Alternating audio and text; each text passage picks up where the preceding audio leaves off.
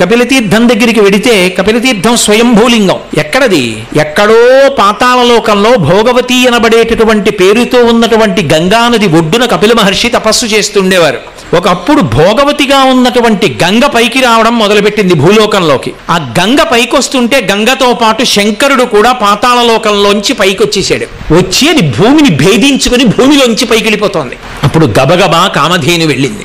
వెళ్ళి తన డెక్క ఆయన తల మీద పెట్టి మా వర్ధస్య, ఇంకా పెరగవద్దు అని అడిగింది. అందుకే ఇప్పటికీ మీరు కపిలతీర్థానికి వెడితే కపిలతీర్థంలో ఉన్న శివలింగం మీద ఆవు డెక్క ముద్ర ఉంటుంది. కింద వెండి రంగు, మధ్యలో కుంకుమ రంగు, పైన బంగారు రంగు, 3 రంగులతో మెరిసిపోతుంటుంది శివలింగం. అదే కపిలలింగం.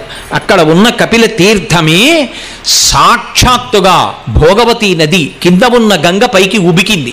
అందుకే కార్తీక మాసంలో వచ్చేటటువంటి పర్వదినాల్లో పౌర్ణమి మొదలైనటువంటి రోజుల్లో మధ్యాహ్నం 12 గంటల నుంచి మధ్యాహ్నే దశనాడికాహ, ఒక్క 10 నిమిషముల పాటు సమస్త బ్రహ్మాండములలో ఉన్న తీర్థాలు కపిల తీర్థంలో ఉన్న తీర్థంలోకి ప్రవేశిస్తాయి.